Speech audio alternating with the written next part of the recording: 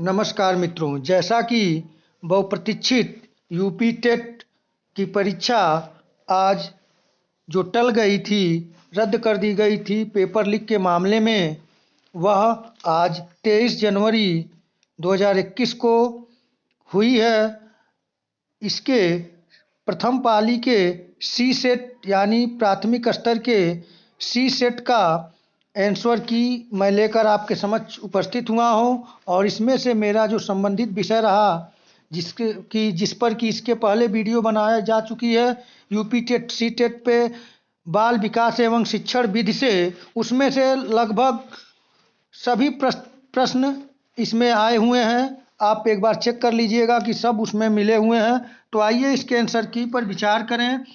सी set है, question booklet series जो है सी है, प्रथम पाली का। इसमें आइए, पहला प्रश्न पूछा गया था जो बाल विकास एवं शिक्षण विधि से। उसमें पहला प्रश्न था, कोहलर निम्न में से किससे संबंधित हैं? तो आप जानते हैं, मैं बताया हूँ कि अधिगम के सिद्धांत में मैं कोहलर की थ्योरी जो सुल्तान नामक बनमानुष पे किए थे, तो इसका सही उत्तर होगा ऑप्शन दूसरा है, अधिगम का सिद्धांत। कोहलर जो है अधिगम के सिद्धांत से संबंधित है।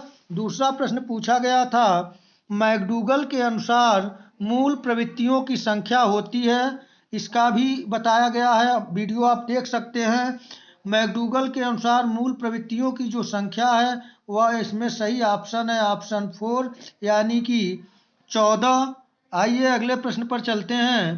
प्रश्न संख्या 3 था, पूछा गया था आपसे, मानसिक उद्वेलन प्रतिमान का प्रयोग निम्न में से किसके शिक्षण हेतु किया जाता है?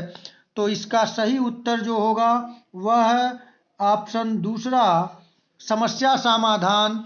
चौथा प्रश्न है, निम्न में से किसके प्रयोग में कुत्ता एक विषयी था, अर्थात किसने कुत्तों पर प्रयोग किया था? सही उत्तर आप ये भी बताया गया है ऑप्शन 4 है, पावलोव। अगला प्रश्न पूछा गया था, प्रश्न संख्या 5, मौलिकता, नमनीयता तथा प्रवाह निम्न में से किसके घटक हैं? 4 ऑप्शन आपके सम्मुख था। इसका जो सही उत्तर है ये भी बताया गया था। सही उत्तर है ऑप्शन डी यानी ऑप्शन 4, सृजनात्मकता का। और प्रश्न संख्या 6 पूछा गया था, युत्सा है। सही उत्तर इसका है ऑप्शन 1, मूल प्रवृत्ति। आइए अगले प्रश्न पर चलते हैं। प्रश्न संख्या 7 पूछा गया था, बालकों के सामाजिक विकास को प्रभावित करने वाले तत्व हैं। तो ये तो देख के ही आप समझ गए होंगे, ये भी बताया गया है कि बालकों के सामाजिक विकास को सामाजिक परिवेश जन्य तत्व जो है वह प्रभावित करते हैं। तो चौथा ऑप्शन सही है। प्रश्न संख्या 8 पूछा गया था, शारीरिक विकास का एक प्रमुख नियम निम्न में से कौन सा है? तो इसमें 4 ऑप्शन, इसका सही उत्तर ऑप्शन तीसरा है, द्रुतगामी विकास का नियम। आइए अगले प्रश्न को देखें। प्रश्न संख्या 9 पूछा गया था, निम्नलिखित में से कौन सा विकास का सिद्धांत नहीं है पूछा है? तो इसका सही उत्तर होगा, ये भी बताया गया है वीडियो में, पहले मेरी पिछली वीडियो को आप देख सकते हैं। इसमें से जो नहीं है वह है ऑप्शन ए, अनुकूलित प्रत्यावर्तन सिद्धांत। यह विकास का सिद्धांत नहीं है। बाकी 3 समान प्रतिमान का सिद्धांत, परस्पर संबंध का सिद्धांत, निरंतर विकास का सिद्धांत, यह विकास के सिद्धांत हैं। मैं विकास के सिद्धांत में इन तीनों जो उसमें 4, 5, 7 थे विकास के सिद्धांत सबको बताया था। इसमें नहीं पूछ लिया है तो आप आसानी से कर सकते थे। आप लोगों को मुझे उम्मीद है अच्छे से किए भी होंगे। प्रश्न संख्या 10 पूछा गया था, विकास के परिणाम स्वरूप नवीन विशेषताएं और नवीन योग्यताएं प्रकट होती हैं। यह कथन किसका है? यह भी बताया गया, यह भी परिभाषा बताई गई है। सही उत्तर है ऑप्शन 4, हरलाक की।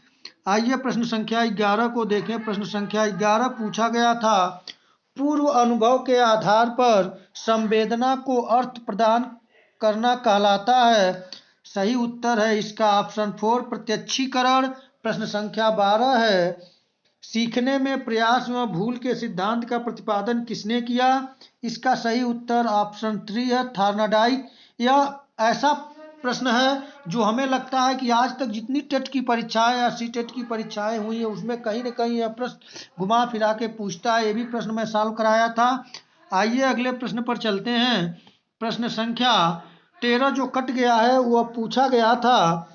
13 नंबर प्रश्न था, उसमें औसत बुद्धि वाले बालकों का बुद्धि लब्धि स्तर होगा। यहाँ थोड़ा घुमा दिया है प्रश्न, जबकि 90 से 110 होता तो बहुत से बच्चे उसको सही कर लेते हैं यहाँ पर, लेकिन यहाँ पे क्या किया है 90 से 109 दे दिया है। तो यहाँ थोड़ा कन्फ्यूजन हुआ होगा, लेकिन उसके बाद भी जो इसका सही उत्तर है ऑप्शन तीसरा है 90 से 109 औसत बुद्धि वाले बालकों का बुद्धि लब्ध स्तर होता है, यह भी बताया गया है। प्रश्न संख्या 14 पूछा गया था, निम्न में से कौन तरल क्रिस्टलीय बुद्धि के प्रतिमान के प्रतिपादक थे? तो इसका सही उत्तर ये भी बताया गया है ऑप्शन ए कैटेल। कैटेल महोदय तरल क्रिस्टलीय बुद्धि प्रतिमान के प्रतिपादक थे। आइए अगले प्रश्न को देखें। प्रश्न संख्या 15 पूछा गया था, क्रिया प्रसूत अधिगम सिद्धांत का प्रतिपादन किया था। ये भी वीडियो आप देख सकते हैं मेरी पूर्व की कि बाल विकास एवं शिक्षण वित्त से संबंधित वीडियो में बताया गया था। सही उत्तर इसका है क्रिया प्रसूत अनुबंधन सिद्धांत जो है वो ऑप्शन दूसरा स्किनर का है, बीएफ स्किनर महोदय का। प्रश्न संख्या 16, ब्लूप्रिंट निम्न में से किसका महत्वपूर्ण घटक है? तो इसका जो सही उत्तर होगा वह होगा ऑप्शन पहला परीक्षण निर्माण। आइए अगले प्रश्न को देखें। प्रश्न संख्या 17 है। प्रश्न संख्या जो 17 है, विकास की पूर्व संक्रिया अवस्था निम्न में से किसने दिया था? यह प्रश्न बस थोड़ा घुमा के आसान करके पूछा है। सही उत्तर है ऑप्शन 4 पियाजे। यह प्रश्न भी कराया गया है आपसे और लगभग हर परीक्षा में यह प्रश्न पूछता भी है। प्रश्न संख्या 18 दिया हुआ था, MPPI परीक्षण का उपयोग निम्न में से किसके मापन से किया जाता है? किसके मापन में किया जाता है? सही उत्तर है ऑप्शन पहला व्यक्तित्व के। आइए अगले प्रश्न पर चलते हैं। प्रश्न संख्या 19 आपसे पूछा गया था कि 19 नंबर प्रश्न था, थोड़ा ऊपर कट गया है लेकिन वह है, देख लीजिएगा आप अपने पेपर से मिला लीजिएगा। अधिगम हेतु निम्न में क्या सर्वाधिक आवश्यक है? इसका जो सही उत्तर होगा वह होगा पहला ऑप्शन अभिप्रेरणा। प्रश्न संख्या 20 आपसे पूछा गया था, शैशव काल का समय है। तो यहाँ पे शैशव काल का जो समय है वह कई लोगों ने इसे जन्म से 2 वर्ष तक, लेकिन मुझे शैशव काल या शैशव अवस्था का जो समय है वह जन्म से 2 वर्ष तक है, यानी कि सही उत्तर ऑप्शन तीसरा जन्म से 6 वर्ष तक। आइए अगले प्रश्न को देखें। प्रश्न संख्या 21 पूछा गया था, कोहलर अपने प्रयोग से यह सिद्ध करना चाहते थे कि अधिगम, आगे 4 ऑप्शन दिया है तो आप कोहलर से क्वेश्चन, दूसरा रिपीटेड क्वेश्चन है, एक पूछा था कि कोहलर का सिद्धांत से संबंधित एक क्वेश्चन पूछा था और यहाँ पर भी पूछ रहा है कि इसका सही उत्तर है ऑप्शन ए, कोहलर अपने प्रयोग से यह सिद्ध करना चाहते थे कि अधिगम समग्र परिस्थिति का प्रत्यक्षीकरण है। प्रश्न संख्या 22, किसने पाठ्य योजना की पंचपदीय प्रणाली विकसित किया? ये भी प्रश्न बताया गया है आपको हमारे वीडियो में। सही उत्तर है ऑप्शन 4 हर्बर्ट का पंचपदीय प्रणाली। अगला प्रश्न है प्रश्न संख्या 23, निम्नलिखित में ग्रंथियों के आधार पर व्यक्तित्व के विभिन्न प्रकारों की चर्चा किसने की है? इसका सही उत्तर है, यह भी बताया गया ऑप्शन तीसरा कैनन। प्रश्न संख्या 24 है, सृजनात्मकता मौलिक परिणामों को अभिव्यक्त करने की मानसिक प्रक्रिया है, यह कथन है। तो यह कथन जो है यह क्रो एंड क्रो महोदय का है। आइए अगले प्रश्न पर चलते हैं। प्रश्न संख्या 25 पर, बीएफ स्किनर के अनुसार बच्चों में भाषा का विकास होता है। तो आप जब प्रबलन से संबंधित कोई बात आए तो आप स्किनर पे ट्रिक लगा सकते हैं आसानी से। तो यहाँ पे दिया हुआ है, सही उत्तर है ऑप्शन तीसरा अनुकरण एवं प्रबलन के फलस्वरूप। प्रश्न संख्या 26 पूछा गया था, मूल प्रवृत्तियों को 14 प्रकार से गैप देकर ने वर्गीकृत किया। तो सही उत्तर, ये भी क्वेश्चन बताया गया था आपको। सही उत्तर है ऑप्शन 4 मैकडूगल ने। प्रश्न संख्या 27 पूछा गया था, किसी दूसरी वस्तु के अपेक्षा एक वस्तु पर चेतना का केंद्रीकरण अवधान है, यह कथन किसका है? तो यह कथन जो है डंबिल महोदय का है। इस 27 का ऑप्शन एक सही है।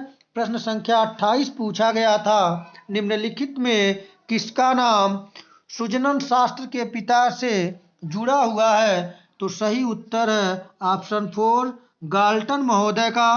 प्रश्न संख्या 29 पूछा गया था, 12 से 16 वर्ष के बालकों हेतु हिंदी में डॉक्टर एस जलोटा ने कौन सा परीक्षण प्रतिपादित किया? तो सही उत्तर है ऑप्शन 4 साधारण मानसिक योग्यता परीक्षण।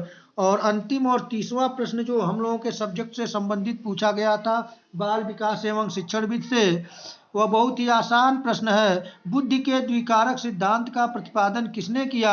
आपको बताया गया था। सही उत्तर है ऑप्शन 4 स्पीयरमैन। तो मित्रों, जहाँ तक हमें लगा कि आपका जो क्वेश्चन था 30 में आप कम से कम 25 क्वेश्चन और कुछ लोग तो 30 कर लिए होंगे, तो बहुत अच्छा रहा। और आप लोग इसे देखते रहें, और जिन विद्यार्थियों के क्वेश्चन सही नहीं हुए हैं वो भी अपनी तैयारी जारी रखें और चैनल को अपना ढेर सारा प्यार दें। इसे लाइक शेयर और सब्सक्राइब करें। तो आज इतना ही, और इसके बाद निरंतर आपसे संबंधित तैयारी बाल विकास एवं शिक्षणविद की चलती रहेगी। नमस्कार।